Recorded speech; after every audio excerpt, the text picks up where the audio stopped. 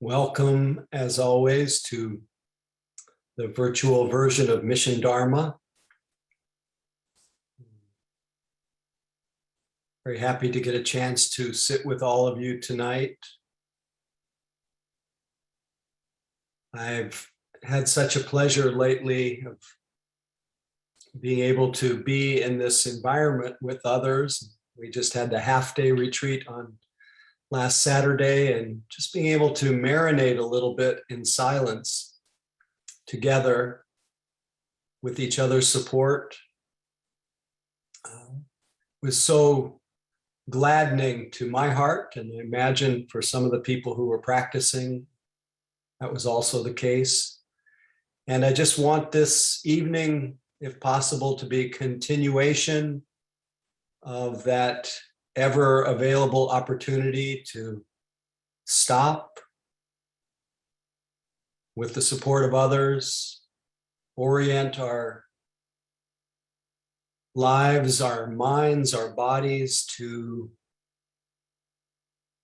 the direct experience of the living present, not our present situation. That's one part of opening to the present, but for the purpose of our practice tonight, it's to the immediate present, to the felt sense of being aware, being embodied, being attuned to what is happening in the stream of mind, thoughts, images, feelings, stream of sensations, and all other sense experience, which is what our real-time experience is made up of. 6 sense experiences: seeing, hearing, smelling, tasting, feeling things through the body or touch sensation. And whatever it is that's flowing through our mental world. 5 physical senses, 1 mental. So we don't have to navigate any more than what will be presenting itself at any one of those different senses, or otherwise known as those different doors of perception. So only 6 things you need to know tonight. And if you know those 6 things one at a time, then you know the experience of the present. You might find that even one of those 6 experiences that you experience as unpleasant, when you experience it directly with an uncomplicated, non-compulsive awareness, you'll find that it's very workable. When it's aching, we ache. When it's burning, there's burning. When there's sadness, it's sad. And without embellishing our experience, just meeting it with that non-contentious awareness, everything reveals itself as changing, workable, and not myself. It doesn't define you. So life in its simplicity is very different than the version of it that plays in our mind. This is an opportunity together with each other's support to have that direct experience. And so the willingness to put aside your personal situation tonight, your story, just for the time of our sitting, and we can pick it up again. But to brush the dust of memory, and then just let the clear, mirror-like awareness just reflect whatever it is that's happening at one of your senses.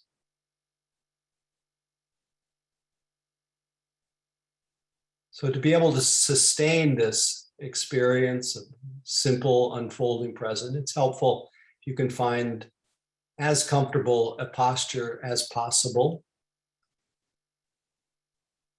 One that's upright and relaxed, where the flow of vital energy as easeful and as smooth as possible. And I've often found it beneficial to shift from side to side or front to back until I find that center point where I can just let my body go. And just let it be as is, and let all the stresses, all of the past, which is gone anyway, let it drop to the floor. All the future, which is unborn, let it drop to the floor. Just plop. And celebrate the fact that you are aware, that there is awareness. Celebrate the fact that there is a body with senses, that is able to mediate that awareness. Just let awareness and body come together as one thing. Body is aware, aware of the body.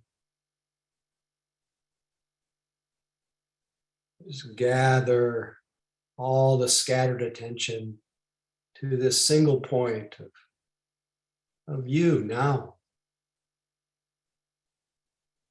In this case, not the idea of you, but the felt experience. Sensations of sitting, shape, form, vibration. Sensations of breathing, rise and fall, expand and contract.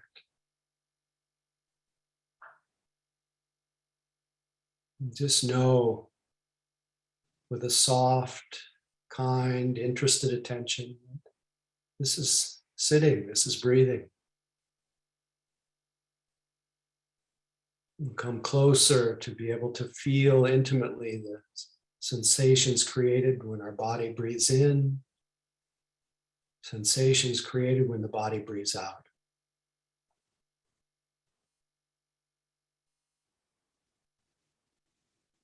With each breath, connecting intimately.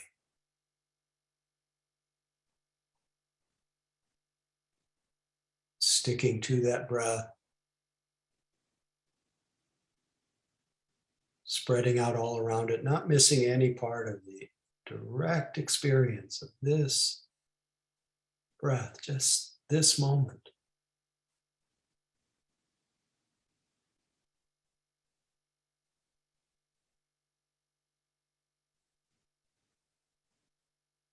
Let the silence that is awareness bathe this body that's been overly stimulated. Let the body bathe in this silence of awareness.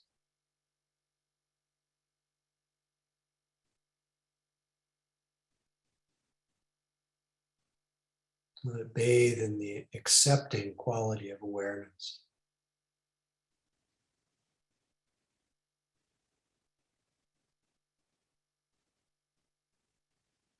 And stay here, fully aware as long as possible, knowing that from time to time,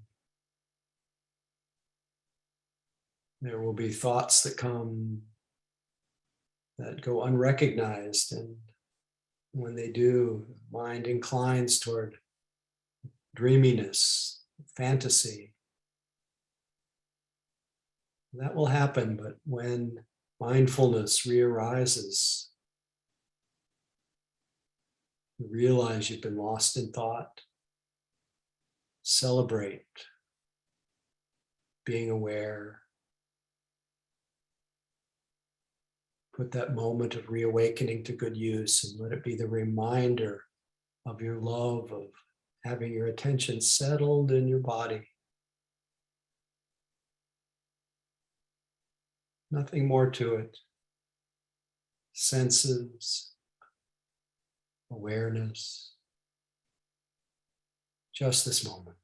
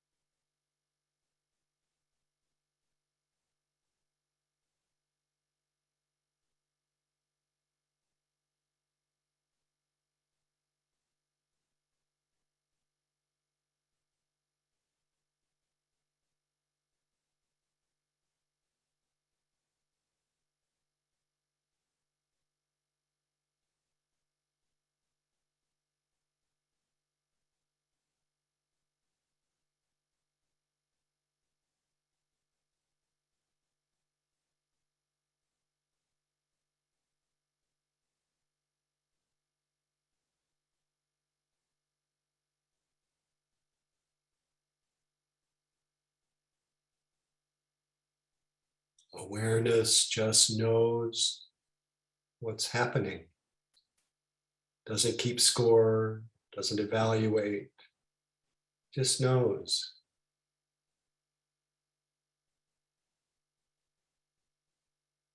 With a mind that's open to what is present, every moment is a new beginning. Is there awareness now? What are you aware of? How are you relating to what you're aware of? Are you open to it? Are you straining? Are you dull? Are you wanting something to happen? Just know these things. Equal, every experience equal in the light of awareness. Nothing particular that is predominant. We just keep our attention connected to the field of sensations. Let our body, which is always here, call us to the simple reality of the present moment.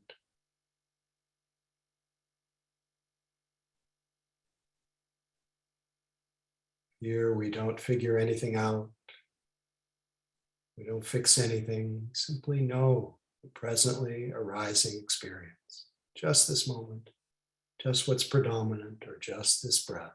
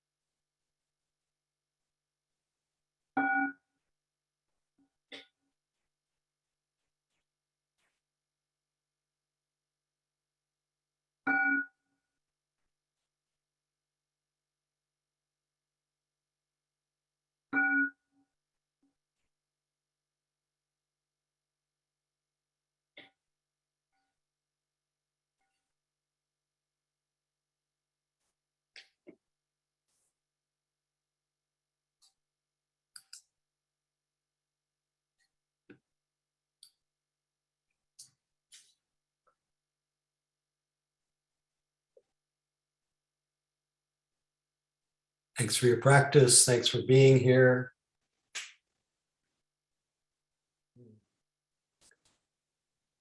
Maybe against the flow of where your mind is right now, but for the purpose of mutual support and joy, I invite all of you to unmute and say good evening to each other. Say hello.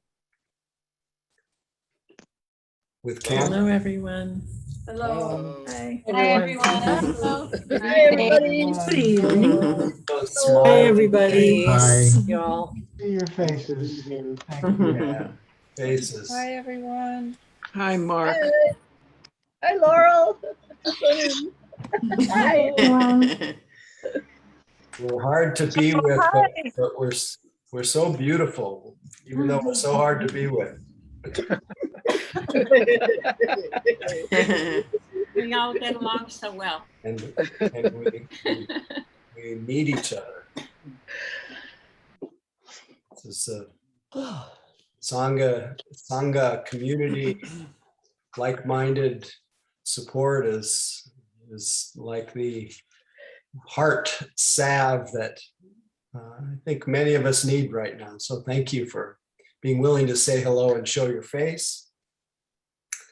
I am curious, close to the time that we just finished our sitting, if there are any questions that came up about anything you noticed in the practice, anything about the instructions, just descriptions, questions, comments. And as I often remind us, if there is something that is brewing for you, it will likely be of some use to someone else as well. So feel free, part of our practice of giving. So we use what is it called? The raised hand under the reactions, or if you want to just raise your hand, and I'll be happy to call on you, but feel free to use that raised hand function. Isaac, please. And thank you for breaking the ice. Sure. I noticed that I only drifted off twice this evening, sort of leaning forward and then noticing that I had drifted into some dream or nap or something, and your voice was one of the things that brought me back. Thank you for that. And but I guess my comment is it's always so subtle. It always surprises me when I catch myself coming back from that. Napping, I guess, is what it is. I mean, I feel myself lean forward, and I kind of, oh man, I really drifted off there. So, what I understand is about posture to help keep that from happening as much as possible. And anything else? Well, yes, thank you for the comment, and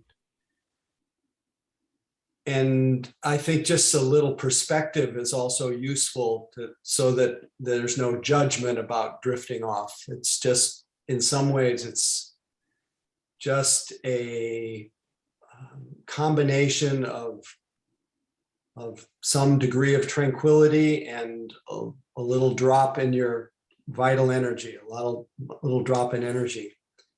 So when you get tranquility with lower energy, you start dreaming or drifting or nodding.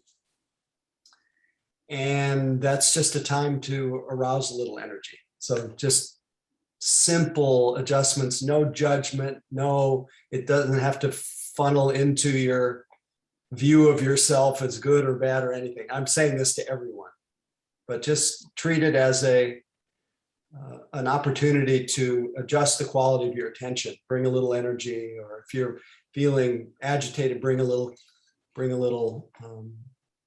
more attention to your body and let it settle a little bit. If there's too much energy, in other words, see if there's a lot of energy and low tranquility, you get restlessness. So you see what's going on and you make little adjustments. Is that making sense or no? Yes, I think so. Yeah. Thank you. Let's see if there's anything else that needs to be said. To me, it's somewhat inevitable at the end of a day. This is a tendency to have a little more tranquility once your mind is settled in your body a little bit, and not have the same vital energy you might when early in the morning when you've emptied out the impressions of the previous day. The mind is a little more fresh. Even if the body is still a little sleepy, the mind is quite fresh. That's why sometimes early morning practice is a good thing, but this is what we have so it's not surprising. Often it looks, even on a Zoom call, sometimes we joke, it looks like the Wailing Wall in Jerusalem, people nodding. Anyway, thanks for the Very good. Thank you. pleasure.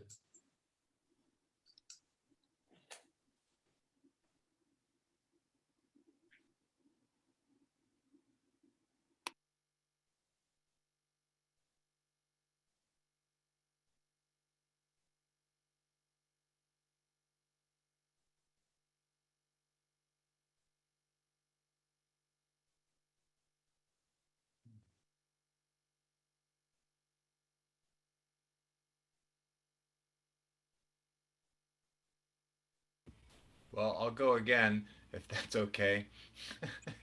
Sure.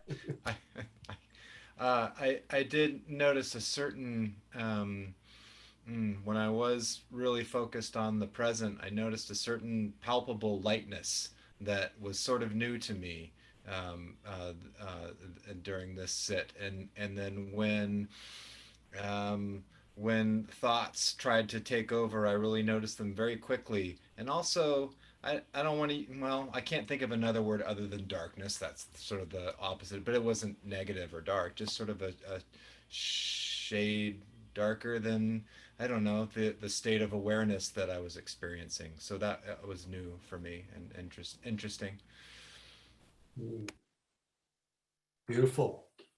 Yeah, sometimes it's lightness, and sometimes I'd say that the dark is, you could say that even though a lot of times the metaphor of light is used to describe the nature of the mind, but awareness is sometimes just black. And that's what allows us to see the color and all the shades of form as it emerges. So it's, yeah, black is beautiful. Thank you. Hannah, please.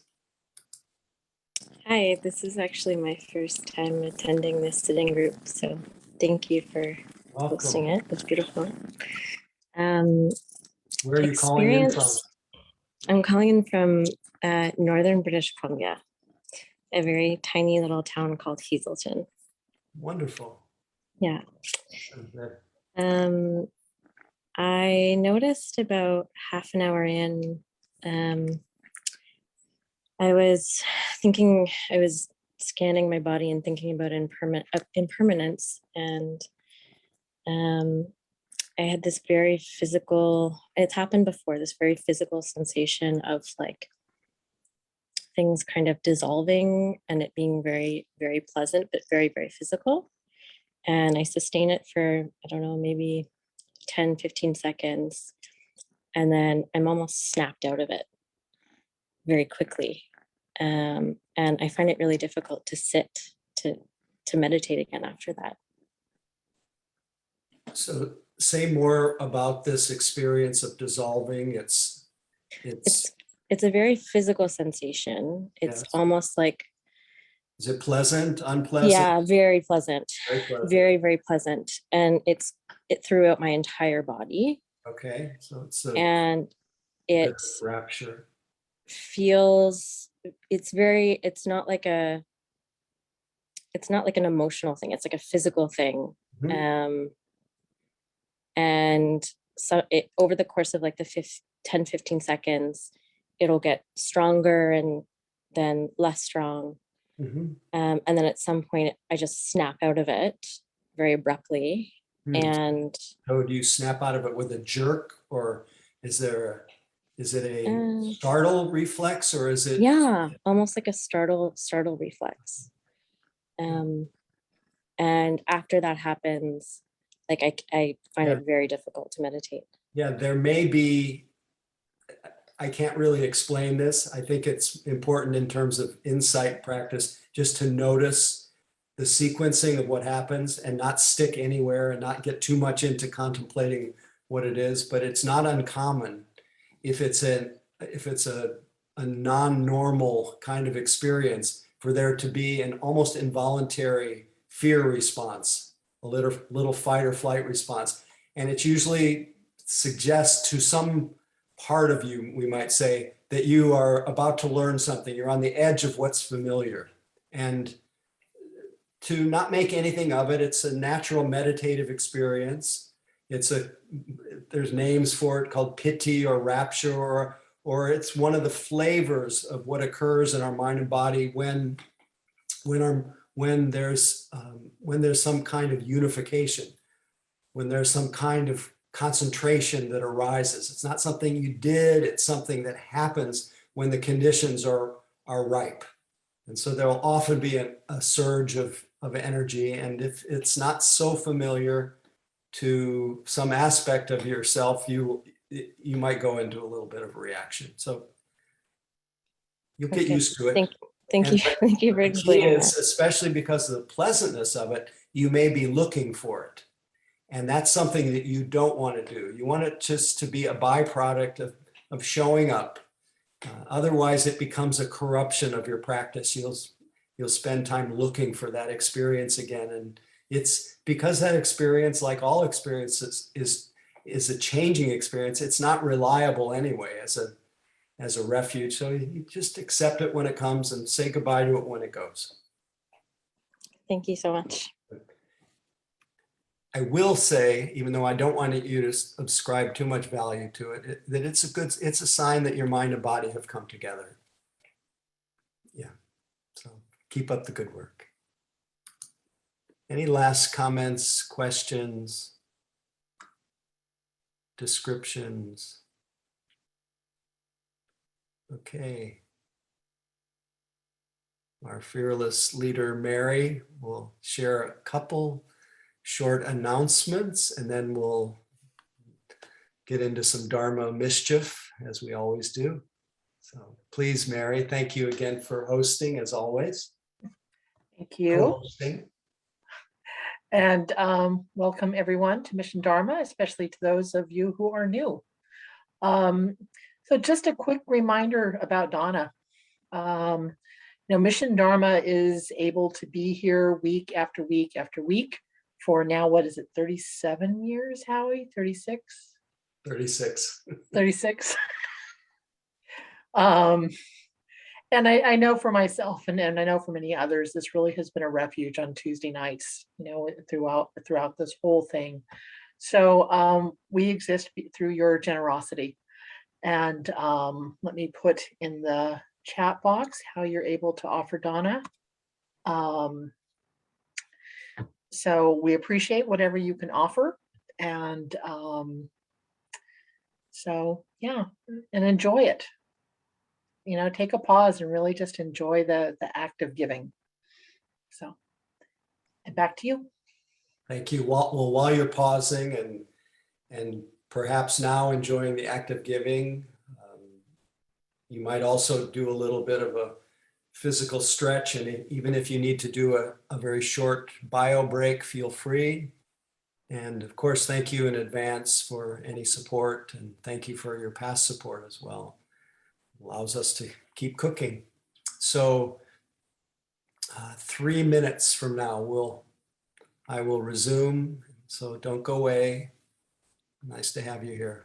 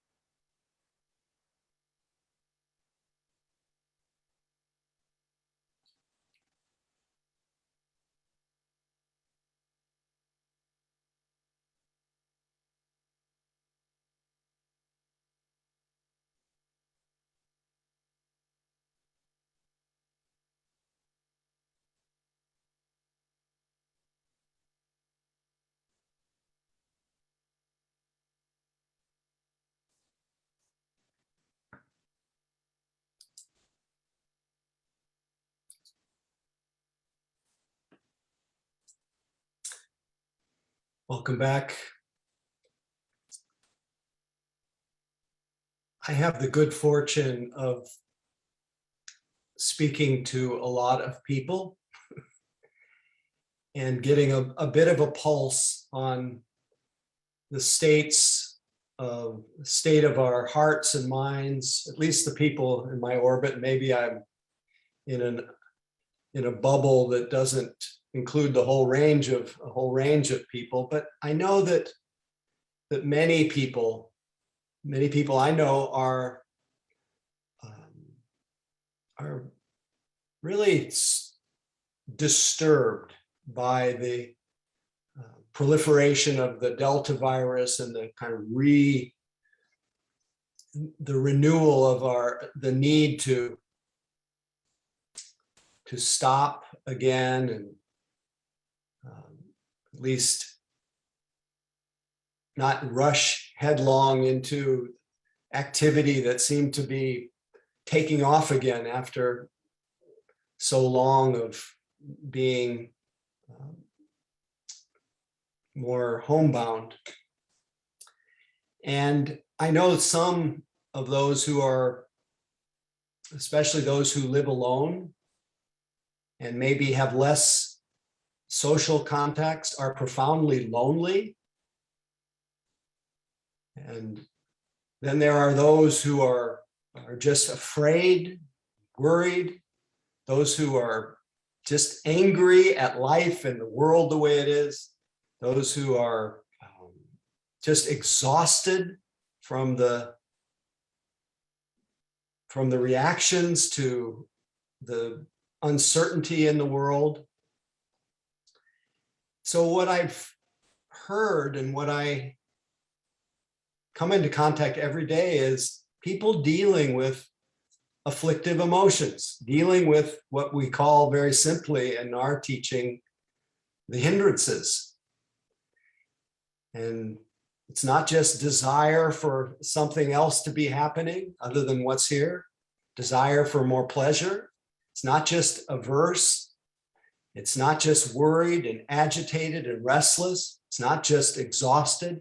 It's not just falling into skeptical doubt, but it's really, in many cases, a multiple hindrance attack where they all come at once. And it is very easy to spiral into a catastrophic sense of life and the world. And it seems very convincing in our internal narrative that what we're seeing is the truth.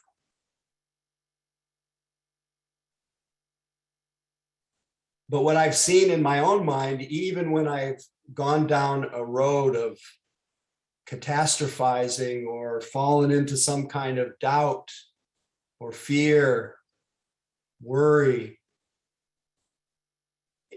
in a few moments, there's a shift that often happens. And that shift is, oh, this is papancha, or this is the mind proliferating. This is an afflictive emotion.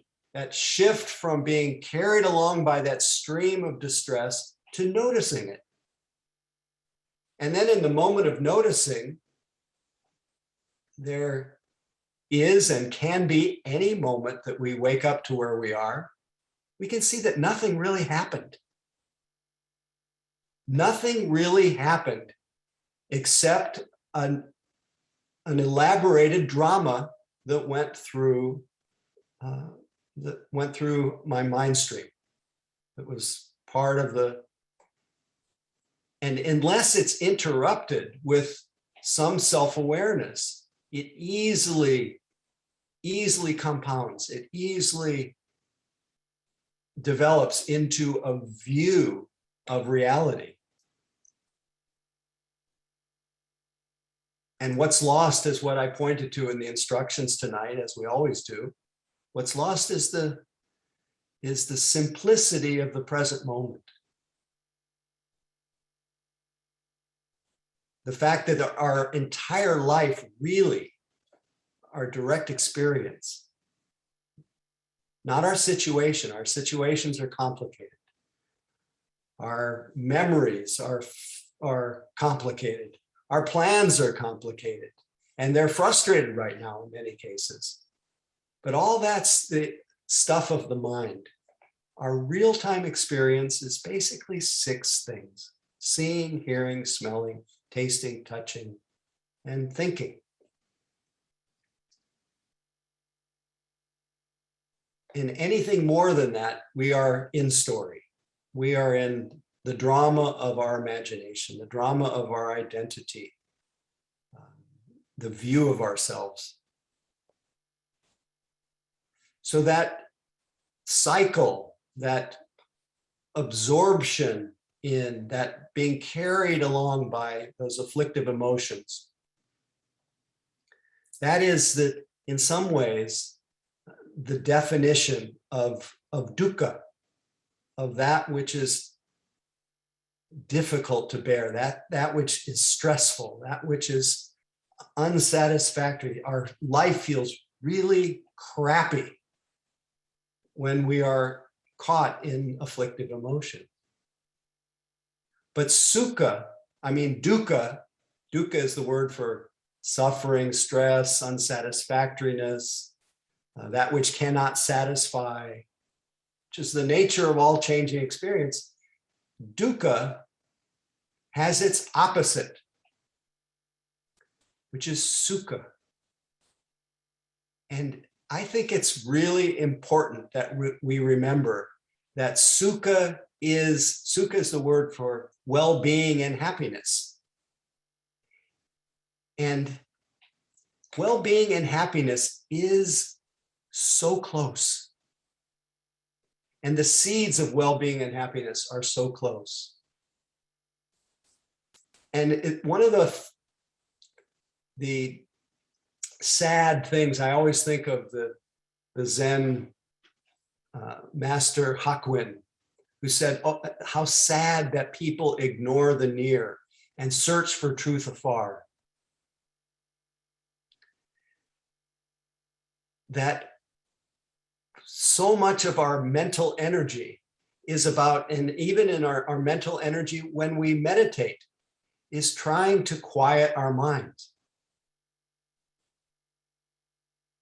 This mental activity of trying to quiet our minds creates dis-ease. It creates agitation.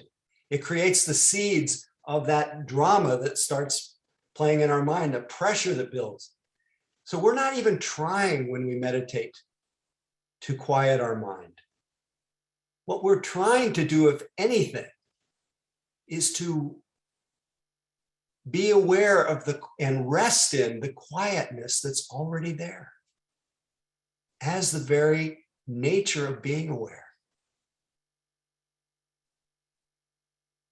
And this is so near, and it is resting in the quietness that is the nature of your mind, the nature of awareness,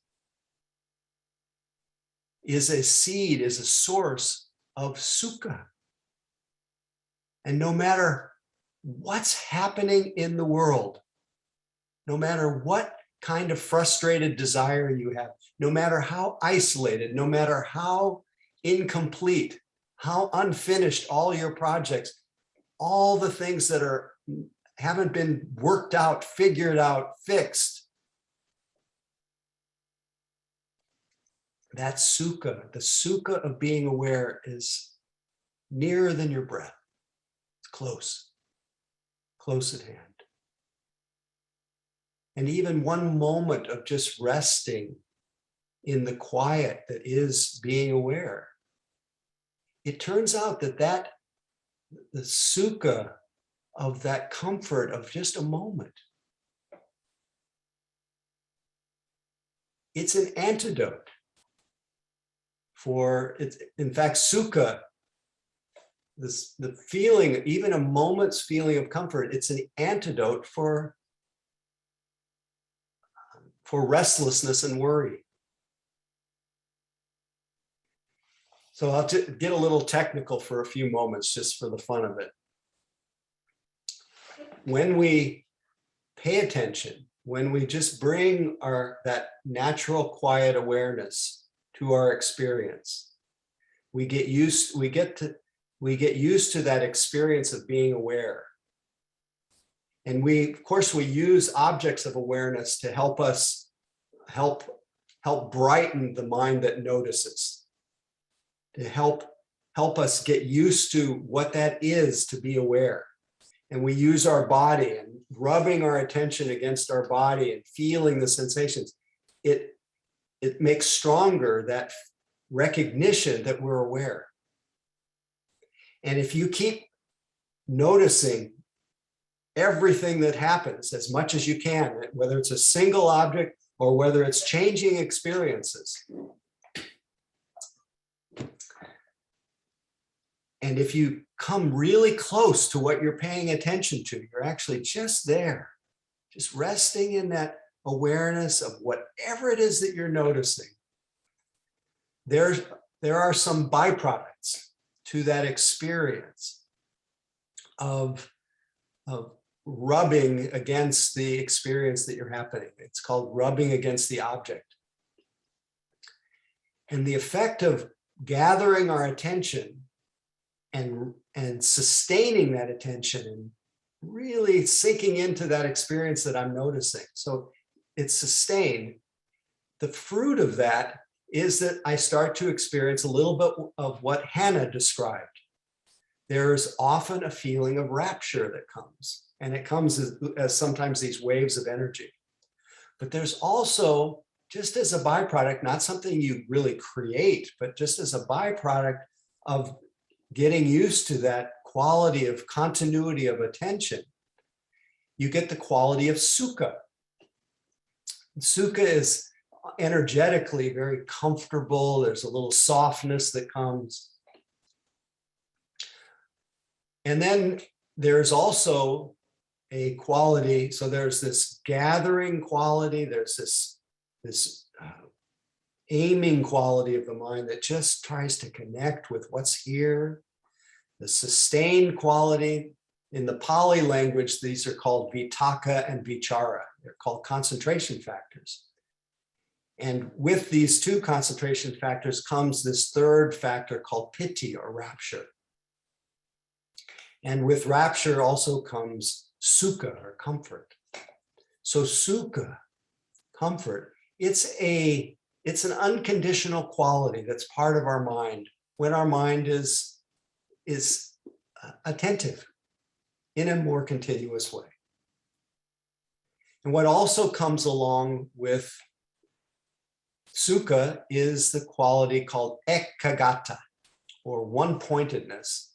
It's the continuity of attention that gains so much strength that our mind stops moving so much. And you're actually aware of, there's actually awareness of this quality of one-pointedness. Just a single point. And the beauty of this quality of one-pointedness, it's just naturally part of our mind. It's it's described as the one point that includes everything. When that one pointedness starts to dawn in our mind, there's often a feeling of just widening out, just having more space, interestingly enough. So are you still with me? So vitaka, vichara, piti, sukha, and ekagata. Aiming or applying attention, sustaining it, rapture, happiness and well-being, and one-pointedness. Now, these qualities are the fruits of a well-cultivated attention. Just happens because they're intrinsic to our nature. But as these qualities mature through just resting in attention, as these qualities mature, each of those qualities become an antidote to the afflictive emotions.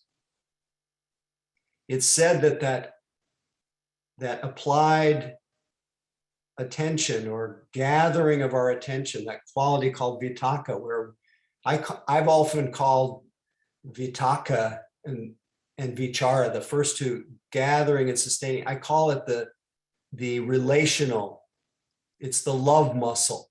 It's that in you that when you look at someone, when I look at all of you right now, and I stay with you, I start to feel this kind of intensity of immediacy. I get a lot of rapture from being together with you, even though I can't see most of your faces right now.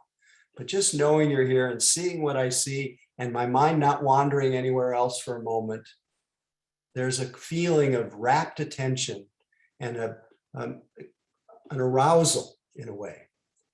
And the longer I'm here, if I were to connect with any one of you and I stay connected to you, I would start to feel some affection, some comfort, some ease, and my mind wouldn't want to be anywhere else. So that's what happens when we really pay attention with someone else. But when it's applied meditatively, when we give our attention to our moment-to-moment experience, those qualities have the effect of being an antidote to the different afflictive emotions.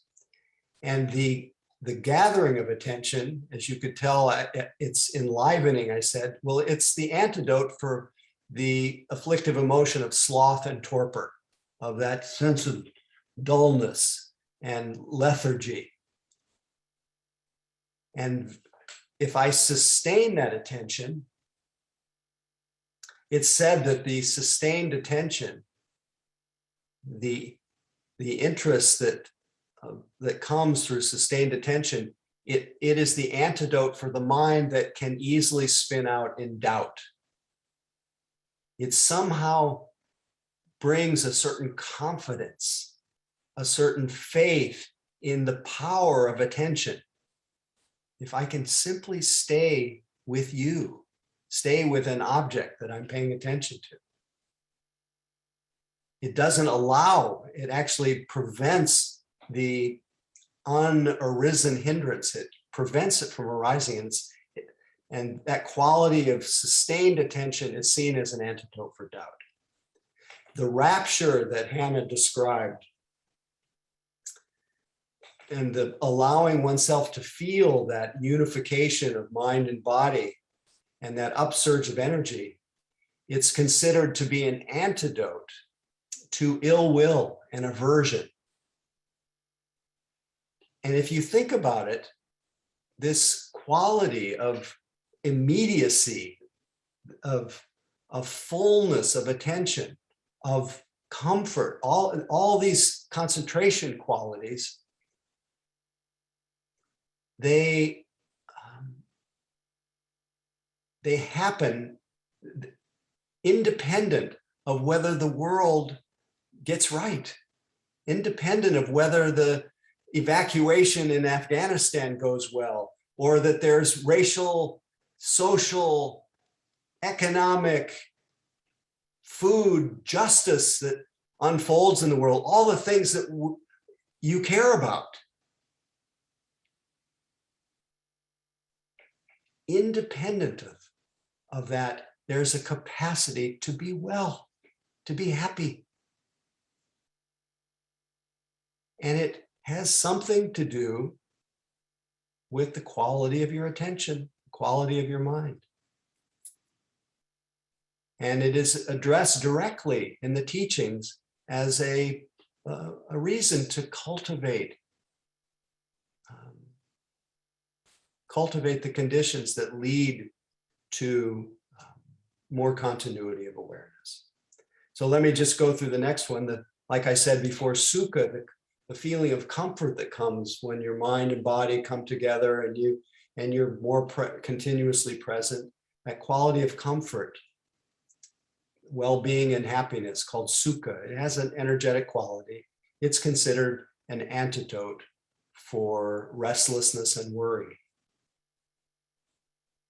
And finally, the feeling of one-pointedness, of just here, just here, just here and connected with everything. I don't know if that language makes sense, but just the in some ways, the stillness, it's considered the deconditioning or the antidote for the wanting mind, the mind that's chronically dissatisfied and seeking pleasure, associating happiness and well-being with pleasure instead of a well-collected mind. So without leaving your house, you can, in some ways, pacify the emotions that torment you. And of course, one of the ways to pacify them is to see that they're changing conditions. They're just like weather fronts, and don't get too involved in them. Don't get so identified with them. They're just changing weather fronts. But as a byproduct of just training your attention to stay here, getting used to resting in the quietness of awareness, it actually makes us able to be happy, even if the world isn't.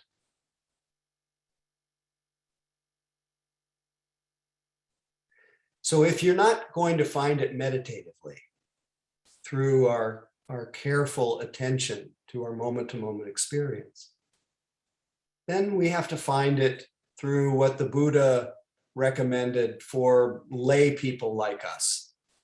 If we want sukha, if we want well-being and happiness, he said that worldly happiness, maybe not transcendental happiness, maybe not the highest happiness of peace or freedom, but worldly happiness comes by having enough resources, having enough, being able to have work for enough resources to be able to take care of yourself. And secondly, to be able to help take care of others. These are two of the very important kinds of worldly happiness. And that if you're frustrated in these different areas, those are places that it's helpful if you really give attention to them. Not to build a case for the prosecution against yourself and judge yourself for difficulties in these areas, but this is not outside of your Dharma practice, your spiritual practice.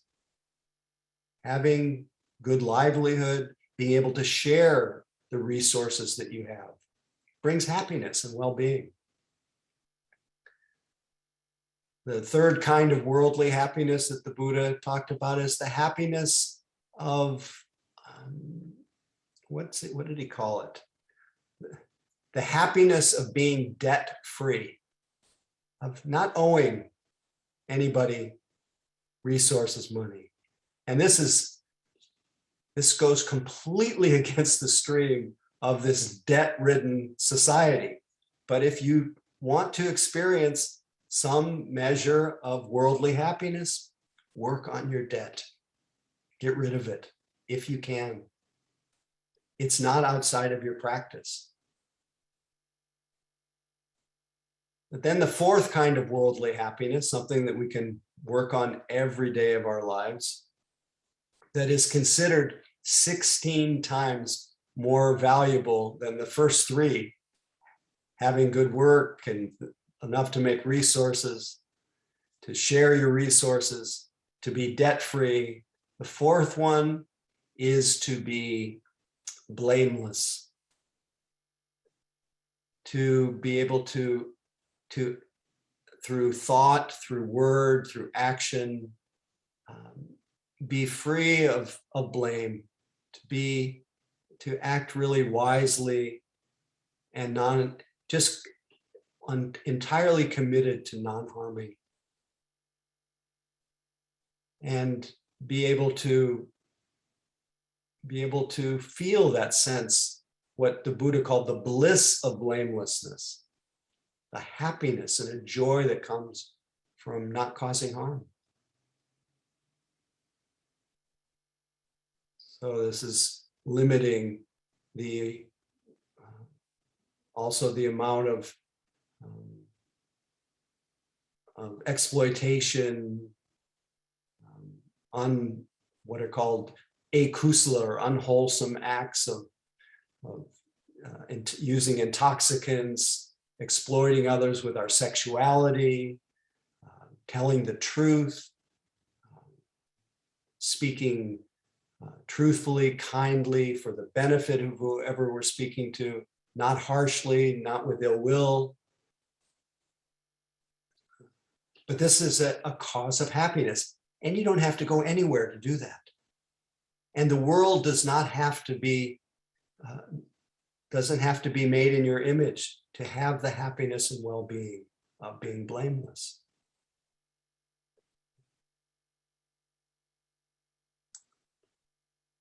So that teaching, if for any of you that want to see the more elaborate teaching, it's highlighted, it's called the Anana Sutta, A-N-A-N-A, Sutta, S-U-T-T-A or S-U-T-T-H-A.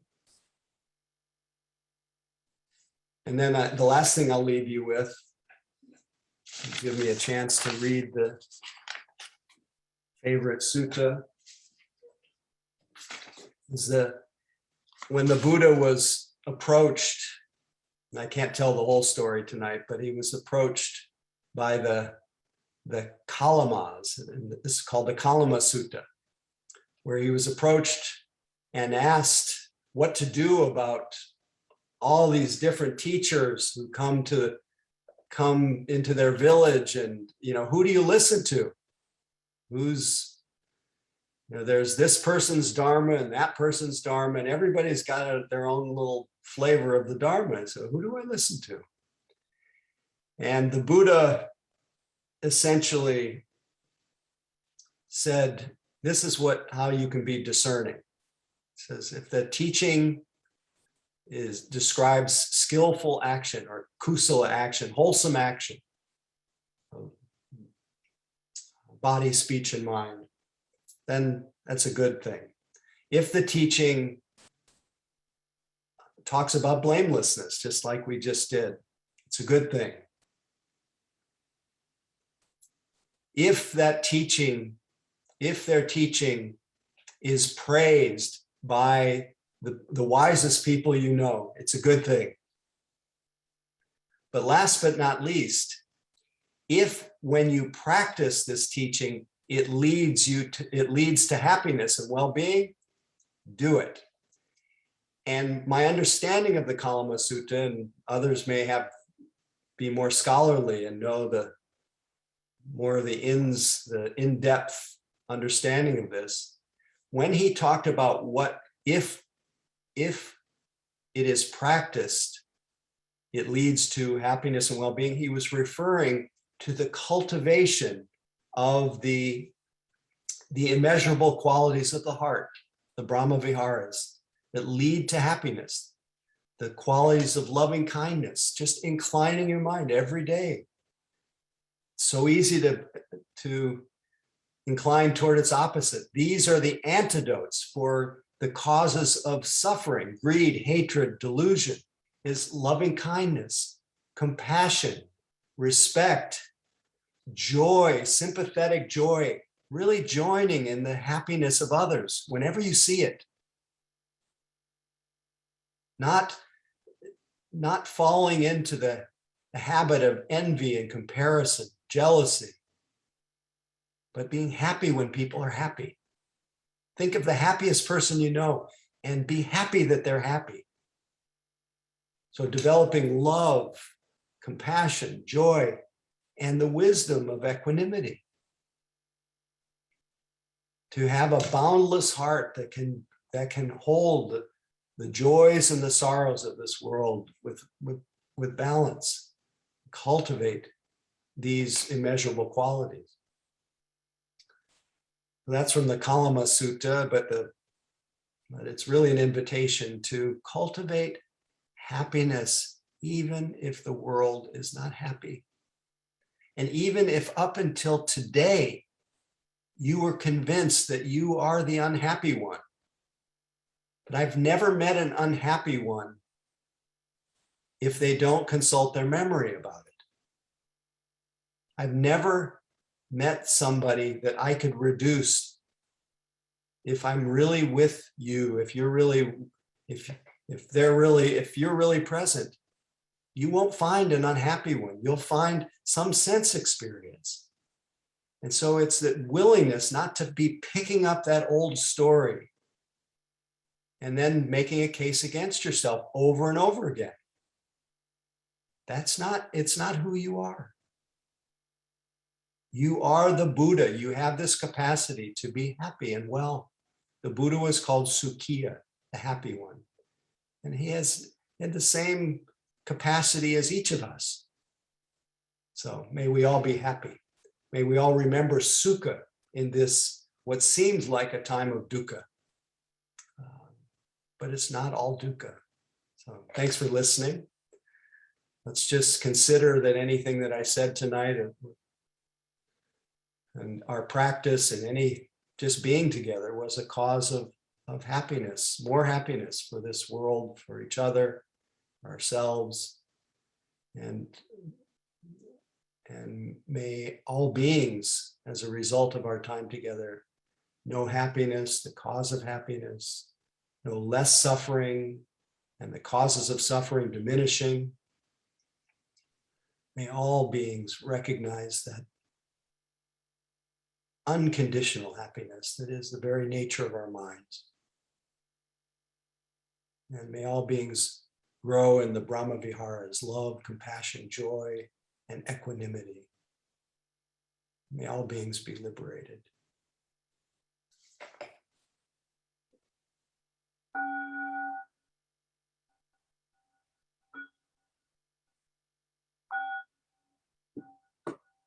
Okay, thanks for hanging in there past 8:30. Please feel free to unmute and say goodnight to each other. Thanks, really thanks for being here, and thanks for letting me remind myself of how I want to live.